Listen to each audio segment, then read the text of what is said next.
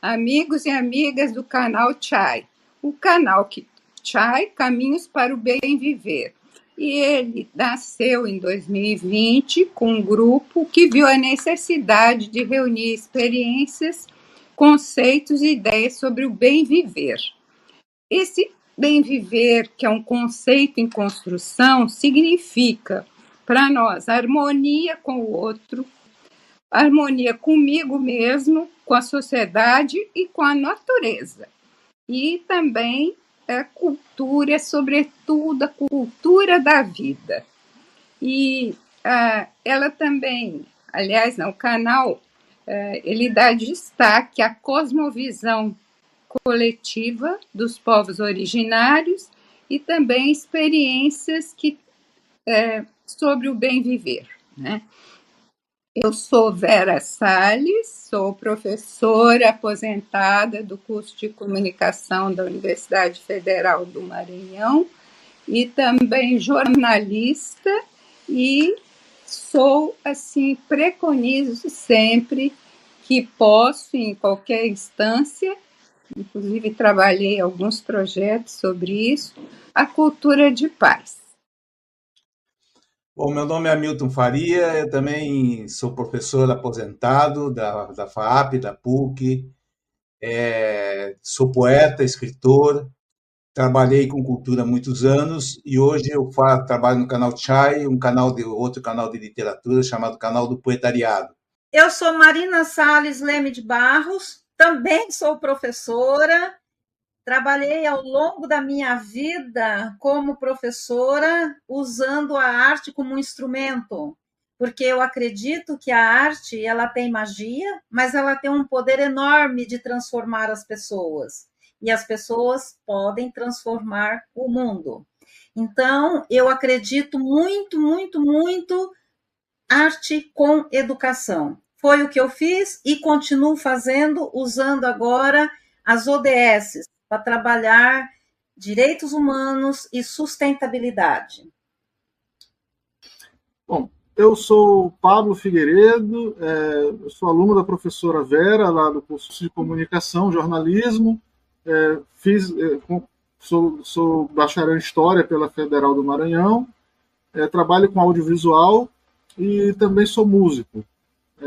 Conheci essa cultura de paz através da professora Vera em vários projetos de extensão que a gente acabou trabalhando juntos e estou conhecendo com os nossos colegas aqui do canal Chai o caminho para o bem viver, que também vem agregando muito na minha experiência de vida. Bom, então agora eu vou apresentar o Moisés Matias. Eu vou fazer uma breve apresentação, nada muito formal, que ele é jornalista formado pela Universidade Federal do Maranhão. Ele prestou assessoria de comunicação em várias secretarias e institutos e ele é editor da Folha de Gaia, que foi um jornal dedicado à questão ambiental. E ele também foi professor de fotografia do curso de comunicação da Universidade de São Paulo, autor de vários livros e também que atuou muito na questão da fotografia. Entre os livros, destacamos Os Segredos do Maranhão, A Revolta da Meia Passagem, um registro da greve estudantil de 1979, O Sítio Ecológico, um guia para salvar a terra, Ecologia e Criatividade, Ecologia e Estresse e Curar-se, os segredos da autocura e ao alcance das suas mãos. Ao longo de 3 décadas, atuou como fotógrafo, participou de várias exposições, produziu documentários, vídeos e algumas cartilhas. Atualmente, ele coordena o Sítio de Inteligência Alternativa, Panacuí, e a Universidade Livre Panacuí, que é dedicada à produção de cursos e eventos voltados para o reconhecimento da sabedoria ancestral dos povos do Maranhão. Então, com vocês, Moisés Matias, aqui no nosso canal Chai. Um prazer, uma alegria. É uma alegria muito grande. Converso com vocês, estou um tanto impressionado e emocionado em conversar com tanta gente ilustre. A professora Vera, porque foi minha professora, uma pessoa que eu convivo sempre com muito carinho, tenho grandes referências. Também a Milton, com suas experiências, e a Marina, e agora o nosso amigo Pablo. Vocês estão dando muita alegria nessa oportunidade de participar desse programa Chai aqui, viu? Muito obrigado.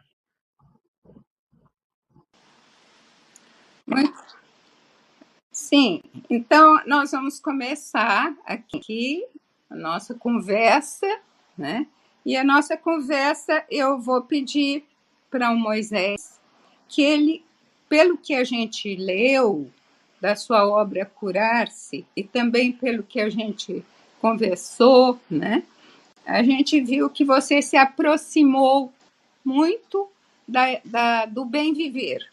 E a partir da sua busca, a gente quer saber essa relação que você estabeleceu, para você contar um pouco da sua história.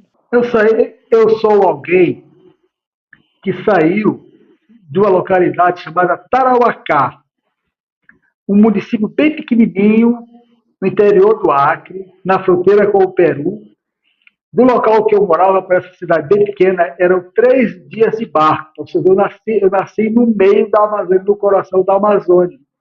Eu saio dessa região aos 3 anos de idade e eu não volto mais a essa região. Só que meu pai saiu com os 40 anos e nunca tinha saído dessa localidade, para vocês terem uma ideia. Meu pai é negro, descendente de nordestino e de índio. Minha mãe é branca, descendente de nordestino e índio. Então, eu sou branco, negro e índio. E em 87 eu chego ao Maranhão após passar uma temporada, um estágio, uma imersão muito boa nos altiplanos bolivianos e peruanos. Chego no Maranhão em 87, aqui me instalo, faço curso de jornalismo, e aí o resto a professora já contou a história. Mas eu chego aqui no Maranhão em 87, me instalo aqui eu tenho esposa, que é o Silene, 3 filhos lindos, sou pai de 2 netinhos, que um está com alguns dias, 10 dias, por sinal. Como é que eu chego na questão do bem viver? Na verdade, o bem viver é um conceito tão interessante que eu descobri, ao ler o bem viver, que o meu bem viver está comigo desde os 3 anos de idade, quando eu saí lá do mato. Porque, como diz aquele ditado popular, a gente sai do mato, mas o mato não sai da gente. E eu descobri que a parte mais brilhante, mais preciosa que eu tenho, a Milton, Marina, professora Salles e Pablo, é exatamente o bem viver das minhas lembranças infantis anterior aos 3 anos de idade. Porque eu descobri que depois de 50 anos, você consegue começa o processo de resgate da tua memória infantil. Então, eu passei a ter imagens de águas, de barulho de pássaros, de experiência de fala, de vivência no meio da floresta. Nós vivíamos em uma localidade muito isolada, mas uma localidade muito isolada com tanta fartura, com tanta abundância, que era uma festa de muitas coisas. Nunca faltou comida, muita caça, muita alimentação, muita comida armazenada, como não havia supermercado, tudo ficava muito longe. Os grãos eram armazenados para a gente comer durante o ano todo. A farinha era guardada para a gente comer durante o ano todo. A roça era feita toda pensada em comer. E quando chegava a necessidade, havia uma troca muito grande. Quem tinha dava e recebia dos outros.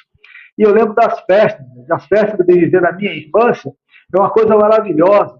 Chegava gente de diversas partes para passar o dia, para confraternizar naquela região, e cada um trazia o seu melhor. Um pedaço de caça, um pedaço de carne de tal animal, um pouco daquela tal comida, e fazia-se essa festa.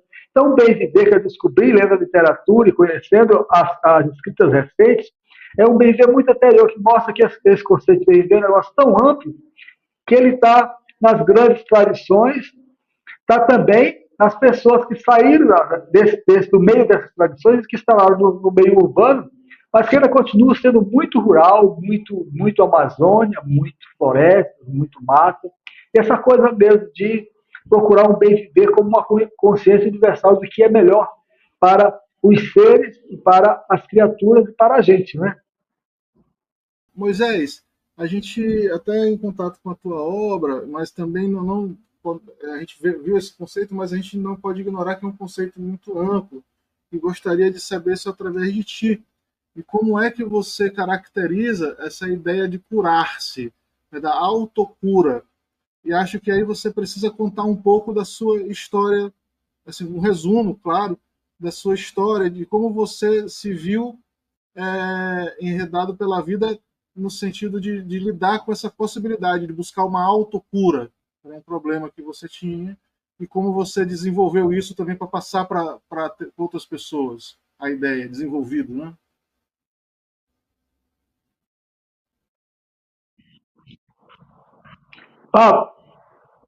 Pablo, uma das grandes buscas da humanidade por séculos foi a busca da fonte da juventude.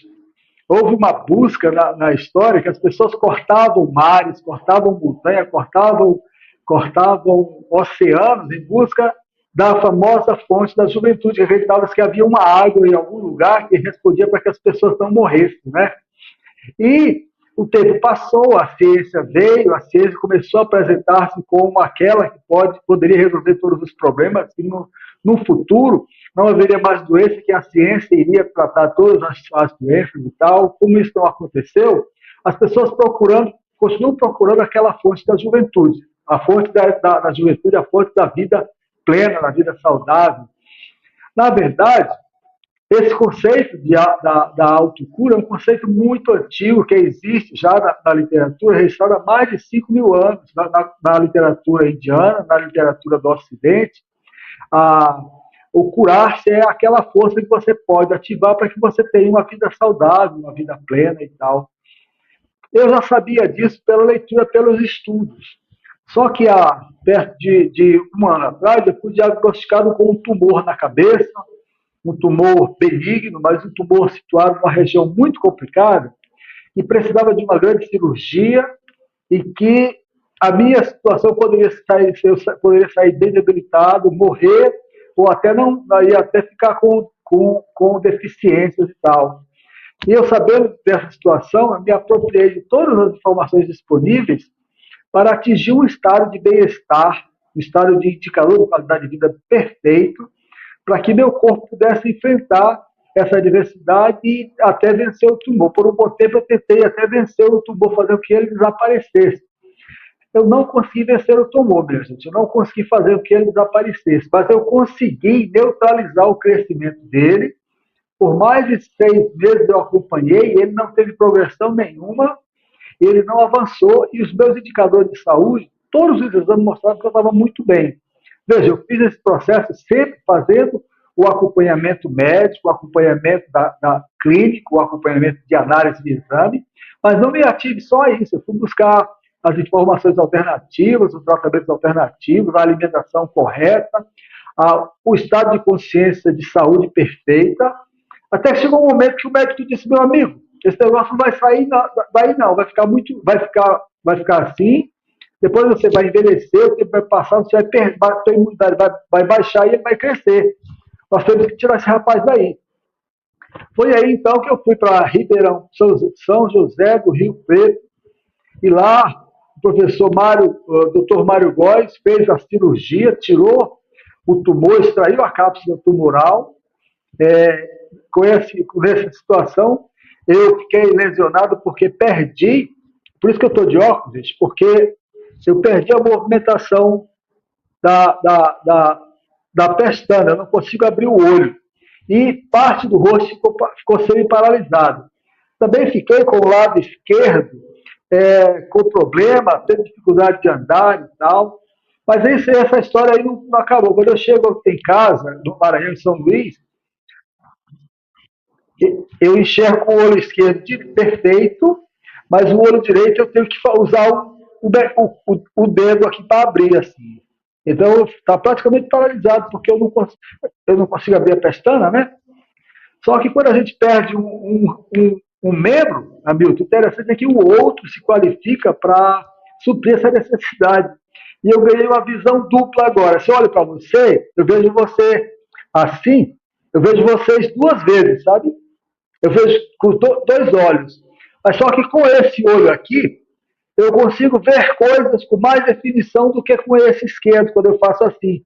Por exemplo, tem aqueles exercícios que as pessoas fazem para ver coisas com o olho, fechando o olho rápido.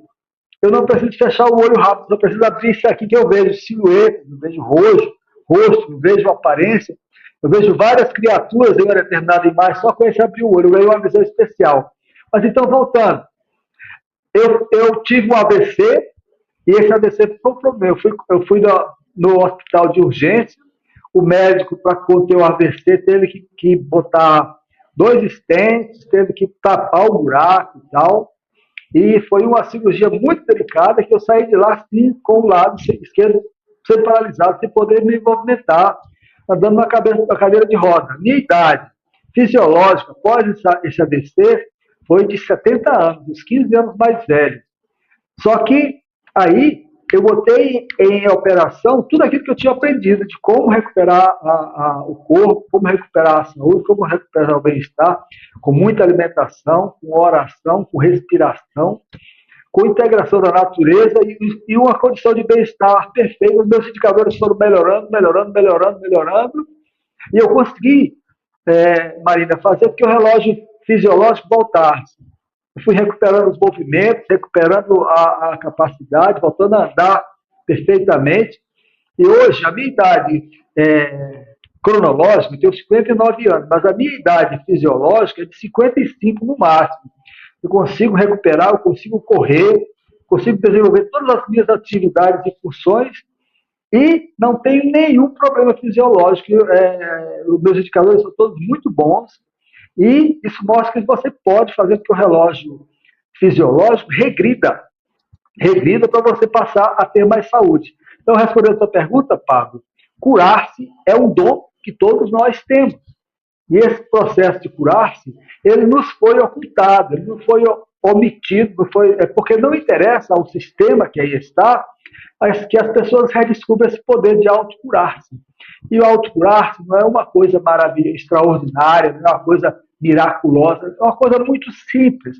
Na cultura tradicional, na cultura mais antiga, é simplesmente o processo de evitar que a doença se instale.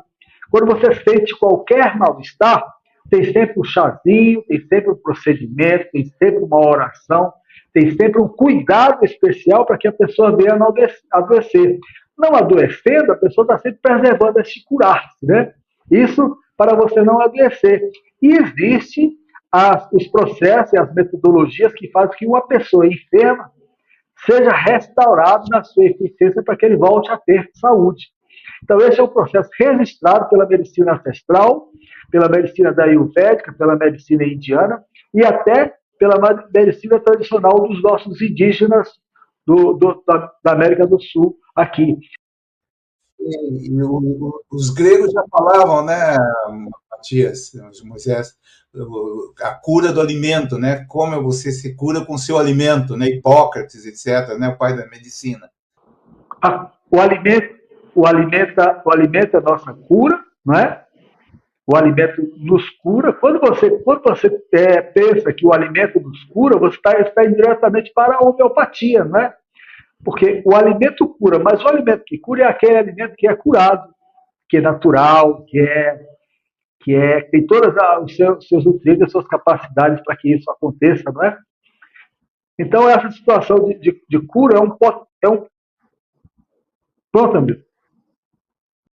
Não, eu entendo o seguinte, assim, pela leitura do seu livro, né, que a gente leu bem detalhadamente, eu acho que cada um leu, anotou, etc., a gente vê que o alimento que você narra no livro, né, quer dizer, ele é um alimento mais amplo do que o pão, né, do que o alimento concreto, né, mas que passa por um conjunto de saberes, um conjunto de valores, um conjunto de estados de ser, né? Um conjunto de conexões que você faz com o outro, com a natureza, com os animais, com as florestas, o banho de natureza, etc., né? Quer dizer, o alimento que você se alimenta no dia a dia, que não é só comida, né?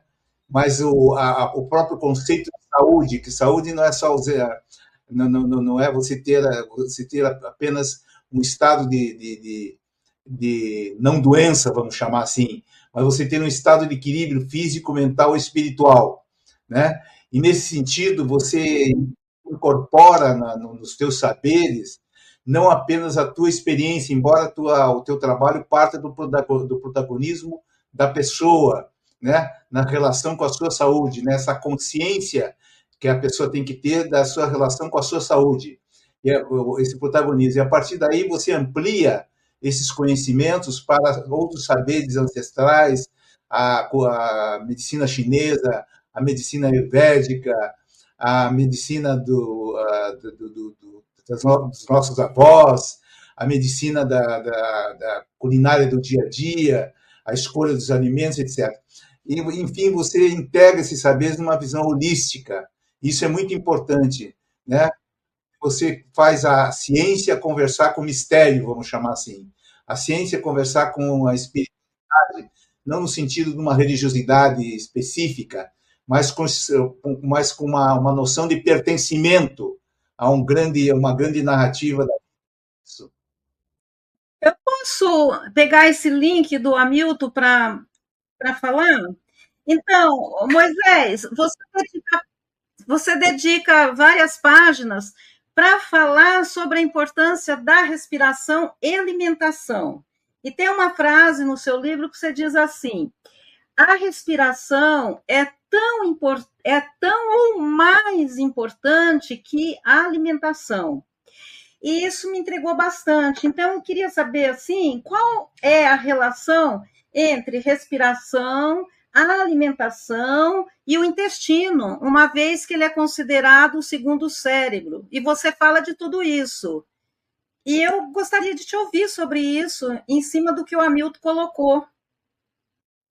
Marina, a medicina, que nós entendemos hoje como medicina moderna, ela não surge por acaso. Ela surge, depois ela é dada como um ramo independente e tal, mas a medicina que nós temos hoje é uma medicina que foi beber lá nas grandes fontes da sabedoria humana. Então, a medicina que nós temos hoje, ela foi beber lá na medicina ayurvédica, ela foi beber na medicina ancestral da China. Então, esse conceito de saúde, ele é um conceito que diz assim: você tem saúde quando você está bem com você e com o mundo. Você está bem com você, quer dizer, você está bem corpo, todos os órgãos integrados, e a tua mente, a tua consciência e o teu espírito. Então, você está bem quando você está bem em todas as suas dimensões, né? Então, quando você percebe essas dimensões, você consegue perceber que nada pode ser visto separado. Tudo tem que ser visto dentro dessa complexidade da integração. A respiração, ela é o alimento mais perfeito, porque é o que nós precisamos logo que nascemos. Nós recebemos a respiração pelo umbigo, mas depois que nascemos, a primeira coisa que nós fazemos é dar aquela grande respiração, daí que a gente vem a chorar, né? Nesse momento que você respira teus pulmões enchem, cada célula do teu corpo recebe uma porção daquela alimentação. Quando dizer cada célula, quer dizer cada partezinha do teu corpo instalada em qualquer lugar, né? Então, é muito importante a gente perceber que, às vezes, a gente faz muita separação entre os órgãos. Na verdade, os órgãos, eles praticamente não existem, está tudo conectado. A respiração é algo extraordinário, de extrema importância, porque, na realidade atual, nós estamos cada vez mais desnutridos de respiração, respiramos cada vez menos. Por isso, nós temos cada vez menos saúde, né? Então, quando você respira, você absorve essa energia forte. Se você não pode passar 5 minutos sem respirar, você pode passar até 5 dias sem comer e ainda garantir a vida, né? Então a respiração é extraordinária. Se você tem uma vida saudável, uma vida ativa, uma vida normal, leva uma vida regular e trabalha e faz as coisas que precisa, a tua respiração funciona perfeitamente. Agora, se você vira, adotou aquele sistema de vida que você está mais voltado para ficar sentado, para andar de carro, para não se movimentar, há um atrofiamento permanente da respiração, respira cada vez mais, isso vai comprometer o teu intestino, o teu pulmão, o teu coração, e até que haja chega a um estado de não saúde.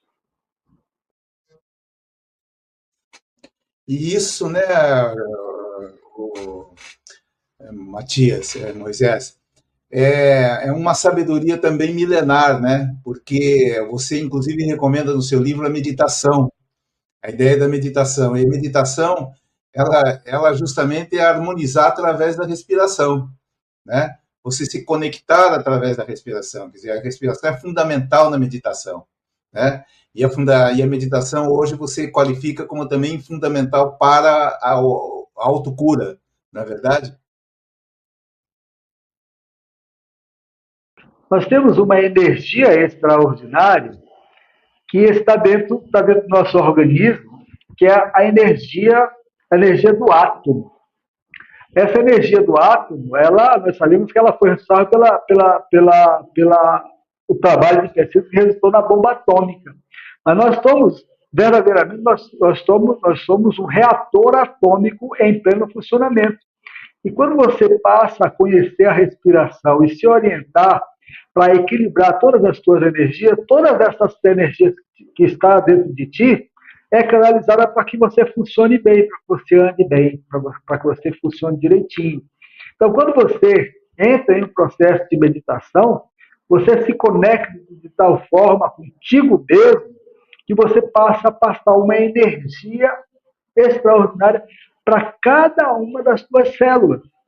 E quando você harmoniza pela meditação, você se ajusta, o teu reator vai funcionando perfeitamente e você fica com energia para fazer muitas coisas, né?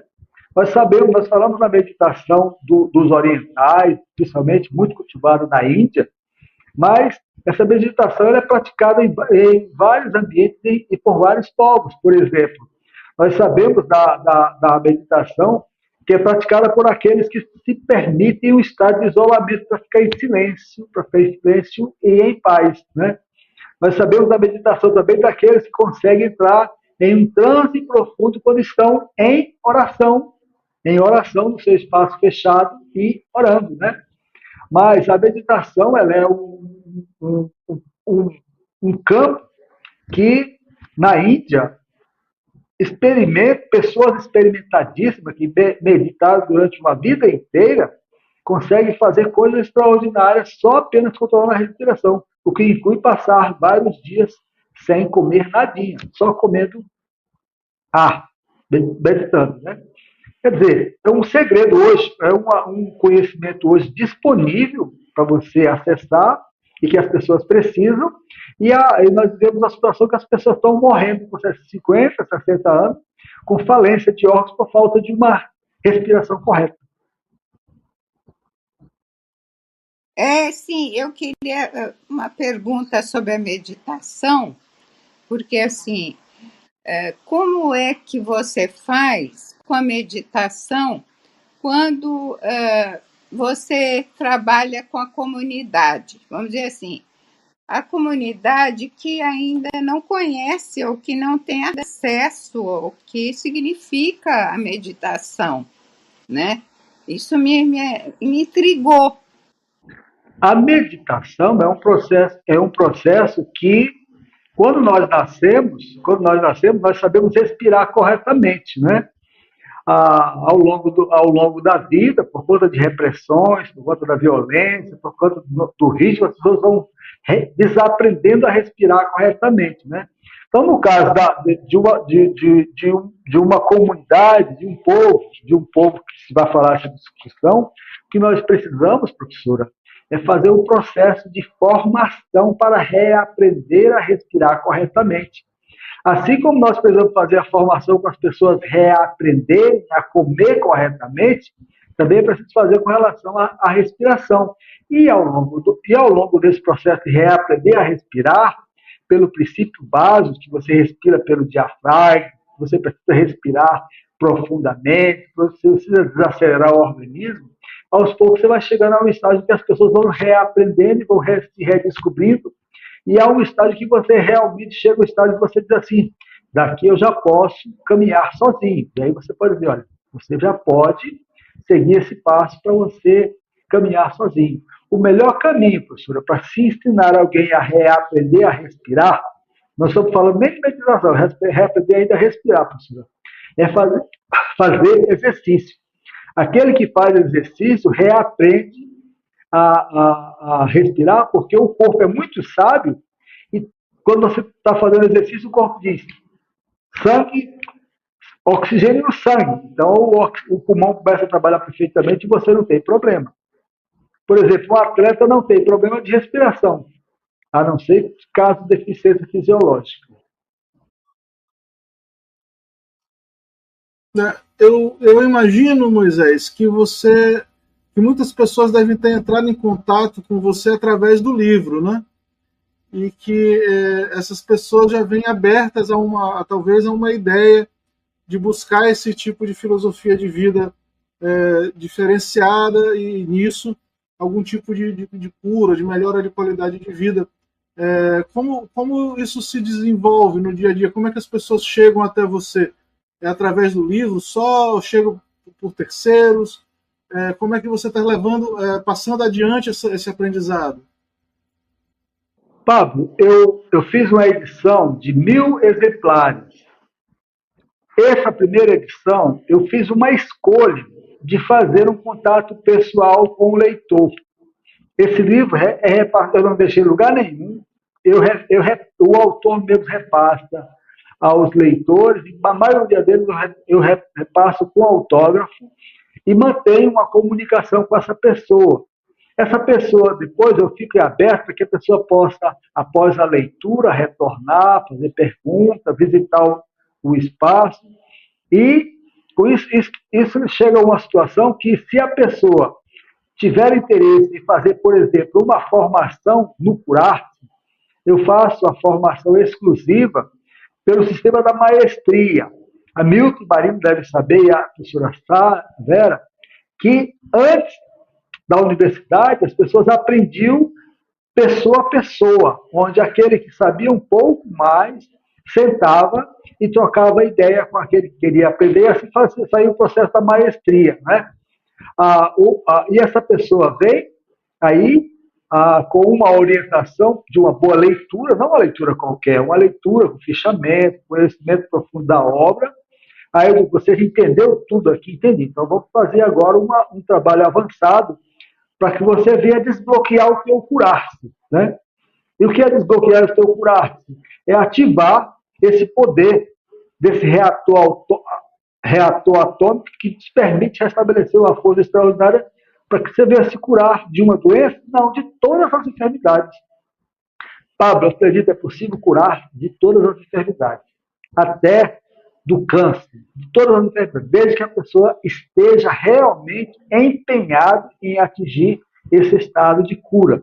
Isso é registrado na literatura ancestral, mas até na literatura atual, centros especializados de estudo estão mostrando que é possível, registrando e estudando cura de pessoas que foram para casa. O médico diz assim, olha, você vá para casa, você vai ter tratamentos paliativos, mas nós não podemos fazer nada para você. E depois essa pessoa volta, alguns tempos aparece na história, no consultório do doutor, voltei. E o doutor, como?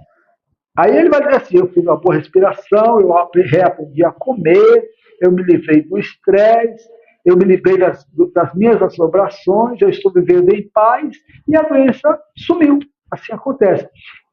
Há os casos extraordinários que acontecem por milagre. E quando acontece por milagre, é aquela coisa, a pessoa se teve uma situação, teve uma experiência extraordinária, surpreendente, e foi curado, né? Isso acontece. Mas eu estou falando daquelas pessoas que têm ousadia para buscar a sua cura, coragem de fazer esse caminho, e ele faz a trajetória e atinge a sua cura. Não quero dizer com isso, Paulo, que você está negando a ciência, a medicina, de forma alguma. Tudo deve ser feito até com o acompanhamento do médico, a orientação do médico. Mas essas coisas elas precisam ser feitas de forma muito consciente para que esse caminho seja atingido, esse alvo seja atingido. Né? Por isso nos leva àquela pergunta anterior, de que se vocês tinham lido esse trabalho, porque me interessa muito disseminar essa terapia por todo o Brasil. Então me interessa muito que haja um terapeuta lá em São Paulo, um terapeuta lá em Curitiba, para que a gente possa dizer assim, olha, é possível. É fácil? Não é fácil. Então, Hamilton e Marina e Pablo e o professor estão reunindo um grupo de 100 pessoas para ter essa formação exclusiva e receber essa formação do CURAF, que eu dou através de uma certificação de autor, para que a pessoa possa curar, desde que ele tenha passado pela prova e tenha atingido, que eu consiga mostrar que realmente atingiu a capacidade de curar. Como você diferencia saúde física, espiritual e mental? Eu não diferencio. Simplesmente não existe uma sem as três. A saúde física é totalmente dependente da saúde espiritual e mental. Uma pessoa não pode ser saudável fisicamente se o espírito não está saudável. Uma pessoa não pode ser saudável perfeitamente se o corpo, a mente não estão saudáveis. É preciso que se busque essa conexão. Qual é o problema da medicina que nós conhecemos, a moderna? É que avançou-se tanto nessa história de que havia um corpo físico que se negou às outras dimensões, não é? Além da ciência fragmentar o corpo físico em diversas partes, negou que existia a dimensão, por exemplo, espiritual. A mental, nós temos aí os psicólogos que tratam, os terapeutas que tratam, mas o espiritual foi relegado ao campo das chamadas superstições, que é um erro terrível. É preciso que se busque sempre a integração. Olha, existe um corpo, a mente e um espírito. Mas nenhum dos três sobrevive sem o outro.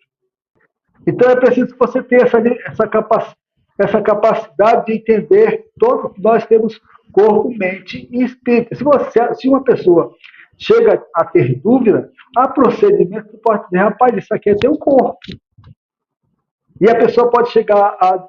E o que é a minha mente? A tua mente é o teu simbólico, meu irmãozinho, minha irmãzinha. Teu simbólico, teu imaginário. E o que é teu corpo? Ah, teu corpo fica vendo aí tua mão, teus pés, tudo e tal. Aí diz assim, e se eu ficar sem a mente? Você não funciona. E se ficar sem o espírito, tu morre, meu filho. Eu gostaria, Moisés, que você falasse sobre o que é o sítio ecológico Panacuí, porque, pelo que a gente leu, inclusive, da sua obra, tudo, você tem um local onde você viabiliza essas práticas, é isso?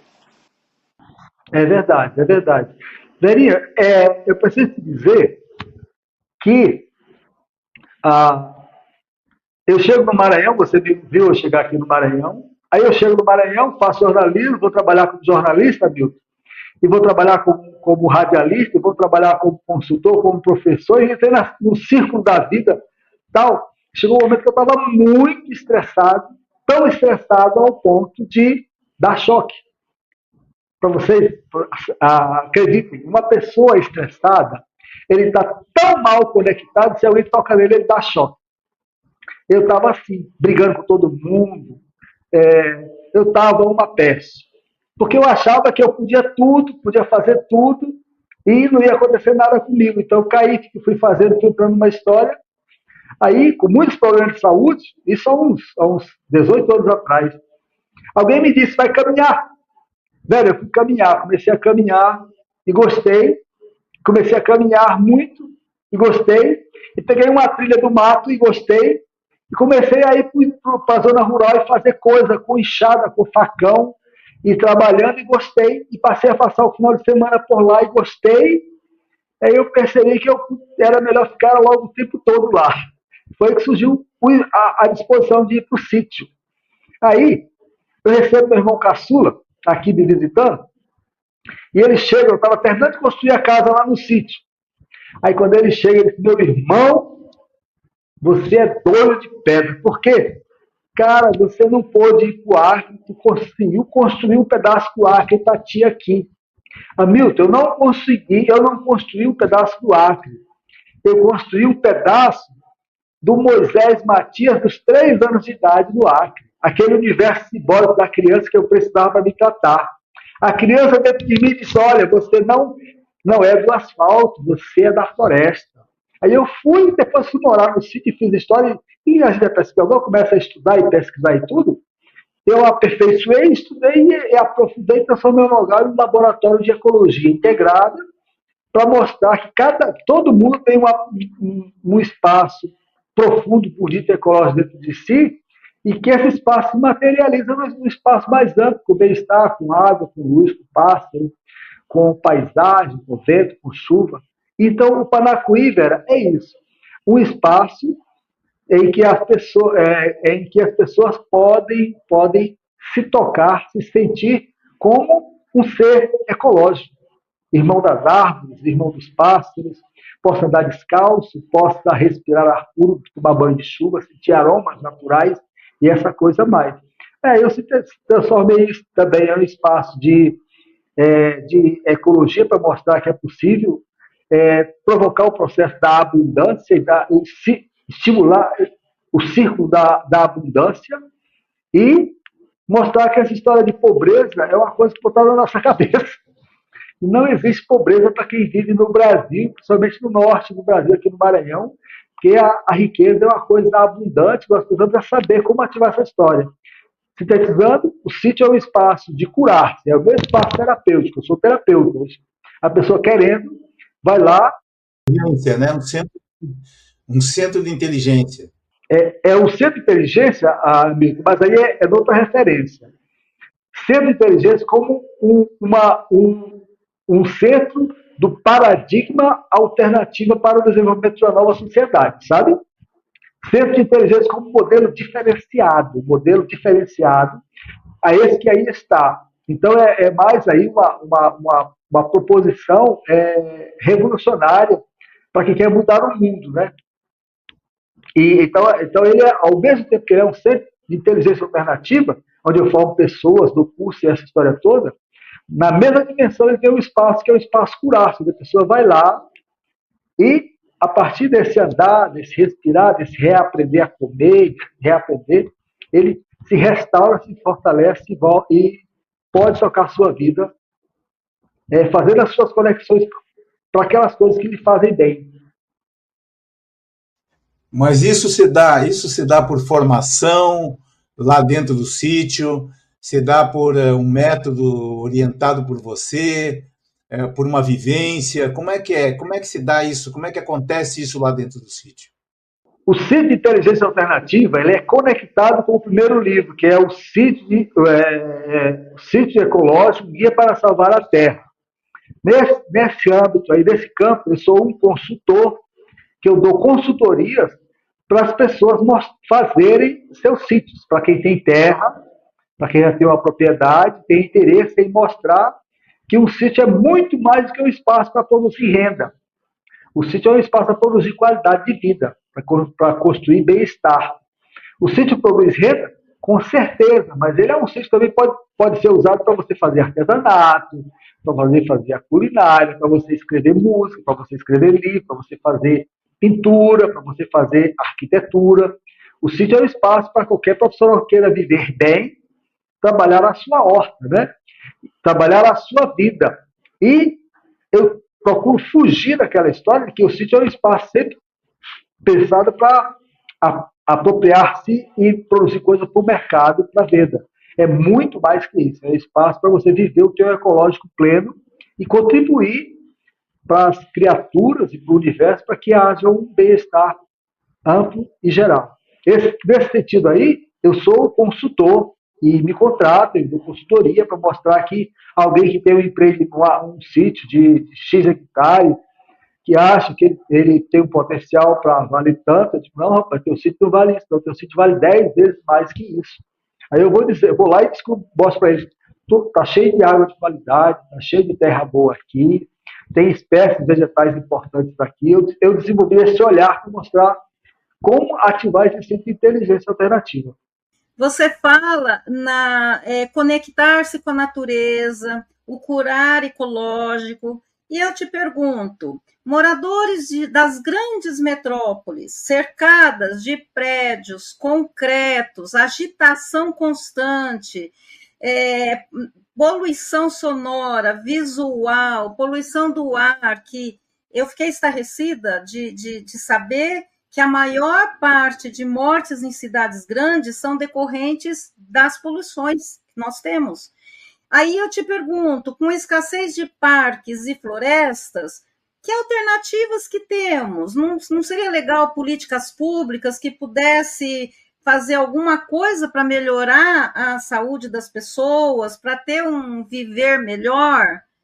E quais seriam por onde começar, pensando em cidades grandes, que não tem um sítio como você está descrevendo, não tem parques, não tem florestas? Marina, nós, humanidade, estamos na nau errada, nós estamos no barco errado. O nosso barco está indo direto, em grande velocidade, com o pé no acelerador, a caminho do precipício. Então, é hora de quem quer, de quem tem coragem, abandonar este barco e pegar outra embarcação na direção de um porto seguro, sabe? Mas isso é muito difícil. A gente precisa ter coragem para tomar as iniciativas verdadeiras. A humanidade, mantido o ritmo atual, em 100 anos nós faremos uma espécie extinta. Não em 2, todo mundo. Porque as crises climáticas elas vão agudizar de tal forma que se tornará irreversível. Tem perspectiva? Tem. A perspectiva é abandonarmos esse barco da civilização do Ocidente e embarcarmos no modelo no modelo aí estudado, desenvolvido ao longo e testado e provado a sua eficiência, provado pelas grandes tradições da humanidade, que é o modelo do bem viver, né? O paradigma alternativo da sustentabilidade holístico, que é o modelo daqueles que aí preservam as florestas, preservam os rios e preservam tudo. Então, nós precisamos, no meu trabalho, por exemplo, eu faço um trabalho de beija-flor, vou tentando tapar, apagar o fogo, fazendo aquele exemplo, né? Mas dentro daquela lógica de que eu devo pensar globalmente, mas a minha ação tem que ser local. E eu já provei, na minha experiência, que a ação local, Marina, ela é transformadora. Você atuando localmente, você não está sendo egoísta tentando só se salvar, não. Você se salva e você, ao mesmo tempo, dá contribuição para que aquela tua região melhore, né? Eu dou sempre um exemplo com a ideia de quando a gente entra no avião, que o pessoal da tripulação vai sempre dizer, olha, gente, vai cair uma máscara na sua frente. Você pega ela imediatamente e bota em ti. Porque depois que você estiver em segurança, você pode salvar o seu filho, o seu companheiro e tal. Se você não botar em si, você morre e aí morre todo mundo junto, né? Então, não é egoísta.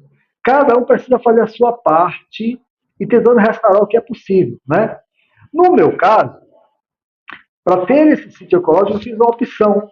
Eu abandonei o caminho que eu estava levando, nós vendemos o apartamento e compramos esse pedaço de terra lá, né? Quem mora numa grande cidade, ainda tem, por exemplo, em São Paulo, tem cidades de porte pequeno com excelente qualidade de vida, né? E se alguém não está querendo sair da cidade de pedra, é muito complicado, porque como é que vai fazer? O que nós deveríamos fazer imediatamente é o que a ONU está dizendo. A ONU está dizendo há 30 anos, há mais de 30 anos, que não está certo o caminho que nós precisamos de um outro caminho. Já existe até um estudo mostrando que se nós não sairmos do barco que calcula a riqueza pelo PIB, Produto Interno Bruto, e migrarmos para Produto Interno Bruto é aquele que mede riqueza em lastro, dólar e ouro, né? Então, se você não tem dólar nem ouro, você é pobre. e migraram para um outro barco, um barco de sustentabilidade, que é o barco que se mede pelo FIB, que é o Felicidade Interna Bruta. Quem tem felicidade interna bruta é aquele que tem ar, tem paz de espírito, é feliz, convive com sua família em paz, produz o seu próprio alimento. Então, sim, exatamente. Professor, é interessante que o Butão é dito como o índice de felicidade interna bruta até registrado pela ONU. O Butão é um paísinho situado entre a China, na Cordilheira do Himalaia, e a Índia, na Cordilheira do Himalaia.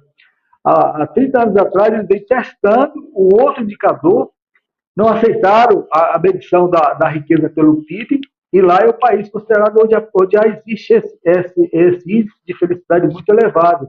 Mas esse PIB, ele também pode ser encontrado nas pequenas localidades ao longo dos países, inclusive no Brasil, que as pessoas vivem muito bem, até em locais isolados, em locais onde a urbanidade não chegou de muita forma, e que eles vivem bem, são felizes, são bem cuidados e tal. No Maranhão, fazendo comparação entre o que se chama de zonas azuis no mundo, onde existem, onde moram os longevos, onde moram os longevos são um local onde existe uma excelente qualidade de vida. Eu tenho indicação de que no Maranhão, você tem ideia, Marina, existem áreas você pode identificar essas áreas azuis, onde as pessoas vivem muito bem, e vivem muito bem porque são felizes, têm alimento abundante, são bem tratados pelos familiares, pelos amigos, e aí conseguem viver bem até ultrapassando os 100 anos. Marina, não sei se eu fui claro na resposta, mas eu só queria concluir dizendo que você precisa fazer, a gente precisa fazer escolha, nós somos resultado das escolhas que nós fazemos. Acho que a gente está caminhando para um final, assim, porque não pode passar muito de 1 hora o programa, mas eu queria só retomar um pouco a questão que a Marina colocou, né? Que realmente é um grande desafio, porque eu entendo, por exemplo, um centro ecológico, a ideia de multiplicar experiências, multiplicar educação, multiplicar cultura, né? No sentido de mudança de paradigma, né? A partir da interiorização de um saber, de um conhecimento, de uma consciência, né? Agora, nós temos que entender, por exemplo, que o mundo chegou a 60% de população urbana, nessa loucura que a Marina descreveu, 60% e que em 2050 serão 70%, 80% de população urbana. E hoje já a grande parte da geração de renda parte das cidades, a movimentação, a cultura é parte das cidades, né? Há uma quase submissão do campo à cidade, né? A pergunta é o seguinte, como que pode se levar esse paradigma para o dia a dia, para aquela pessoa que está caminhando lá no ônibus, aquela pessoa que está na periferia, os jovens cantando na periferia, etc., no sentido de ele interiorizar essa consciência e mudar o paradigma antropocêntrico para uma visão biocêntrica de defesa da vida integral. Nós temos essa consciência, né? Hoje eu estava falando com um motorista de Uber, ele falou assim que o desequilíbrio climático existe, mas que ele ouviu de especialistas de que é um ciclo da Terra, é um ciclo, tem épocas que esfria mais, tem épocas que esquenta mais, isso é uma coisa natural. Eu falei, pode até ter um mistério por aí, mas isso não nos faz diminuir no sentido de puxar o freio, né, do chamado desenvolvimento, né, do chamado desenvolvimento, que por isso que a gente fala do bem viver, porque o desenvolvimento trouxe desigualdade, trouxe paradigma urbano, trouxe coisas terríveis para a humanidade também, né? Então eu acho que como mudar a partir de todo esse saber que você traz aí, né, e que influencia milhares de pessoas, como mudar o paradigma, né, do viver humano no planeta, né? Hamilton, a comunidade internacional, a ONU, os pensadores alternativos do mundo todo já sabem o caminho, que é buscar o equilíbrio e a sustentabilidade, buscar o bem-estar. O interessante é que isso já entrou na academia, já tem estudos consolidados nesse sentido. Alguns países, além de Butão, estão colocando no seu como critério de avaliação os princípios da FIB. Por exemplo, a França já colocou um indicador lá para medir a qualidade de vida do francês, a qualidade de vida do francês como uma das riquezas nacionais, né? Então isso precisa acontecer para que a gente possa se transformar isso em políticas públicas, políticas inteligentes, né? Não tem mais sentido a gente viver numa cidade como São Luís, onde eu vivo, e o lixo ficar jogando numa situação de absoluto descontrole da cidade, né? E não haver um trato dos dejetos humanos. Os dejetos humanos devem ser tratados nas suas casas e tal. Então, esses procedimentos, para que isso se transforme em política pública, já estão disponíveis, já existe tecnologia e conhecimento para que isso aconteça. Alguns, Singapura, por exemplo, que é uma ilha, é um país ilha, é um país exemplo de como se tratar e se ver dessa forma. Então, é preciso que sejam adotadas as políticas para que isso aconteça, né?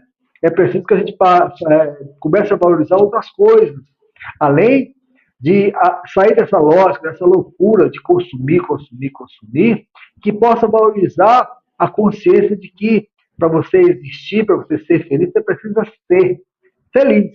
Se você é feliz, você pode ser feliz muito bem sem viver nessa loucura de ter, de acumular, de possuir, onde alguns têm a riqueza extraordinária e a maioria vive precisando do essencial para não morrer de fome, né? Então, esses absurdos precisam acontecer e nós precisamos ter a ousadia para dizer, olha, é possível.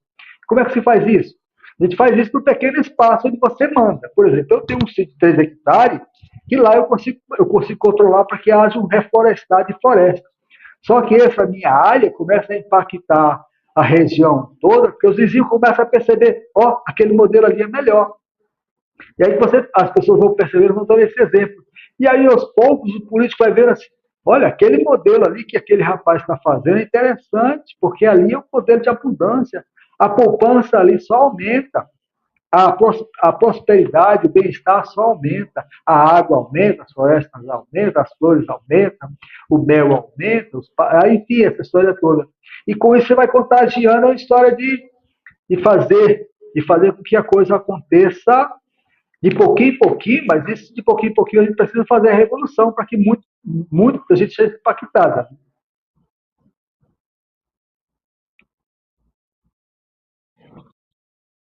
Assim, que eu acho isso, vejo isso realmente com clareza.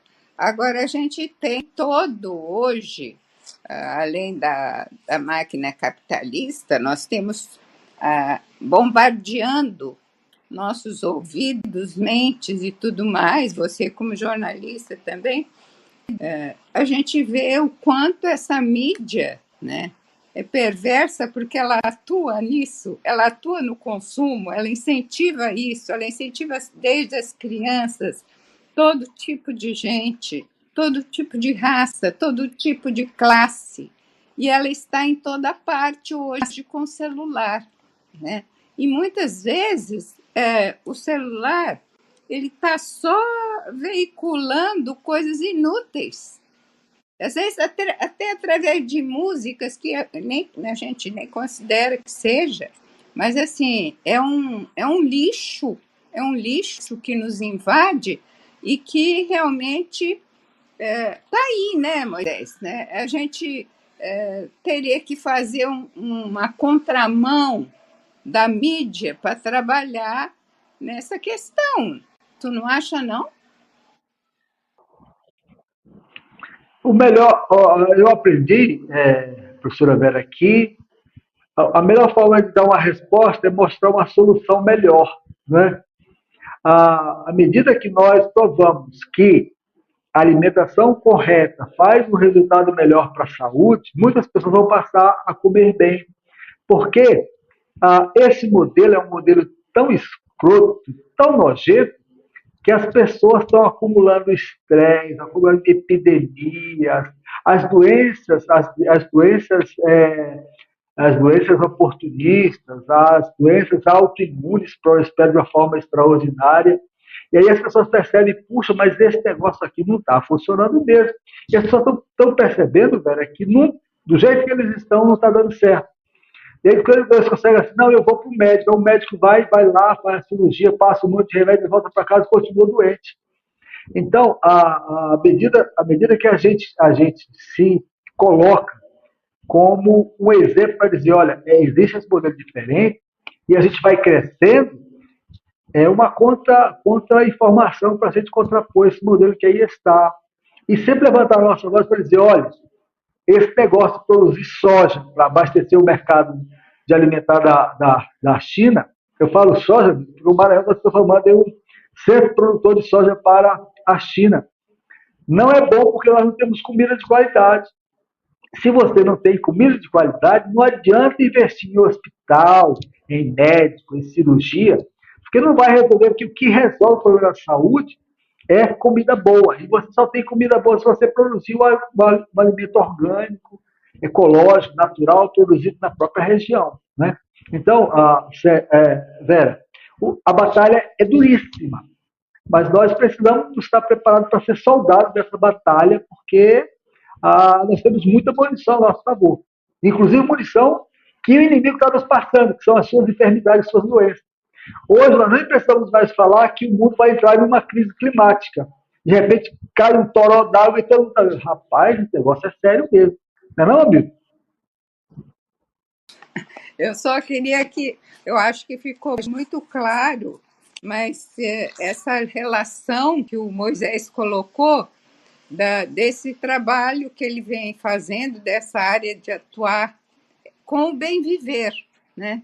Então, isso para nós, entende? Esse recado, que é justamente a cultura de melhorar, entende? De entrar em contato com a natureza, com com o outro, e também a cultura da vida, porque essa cultura que a gente está vivendo é uma cultura da destruição, que não está nos levando para a questão saudável, né?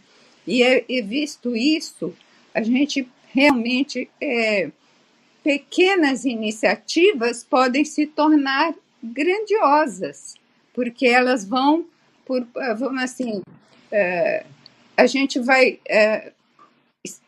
copiando, reproduzindo e vendo, como disse o Moisés, a gente vai verificando que está dando certo e que aqui o que está se apresentando não está, né? Então, acho que é uma questão de procurar mesmo enxergar melhor, ver melhor e ter essa consciência, que é a consciência da mudança. E porque nós não somos estranhos à natureza, nós viemos dela. Então, a gente precisa nos cercar dela, porque ela é vida. E a gente não está procurando nada, pelo contrário, para nos destruir, para acabar com o planeta, né? Então, eu agradeço muito a participação do Moisés e de todos. Se tiverem algo a acrescentar, é a palavra de fogo. Parece Hamilton.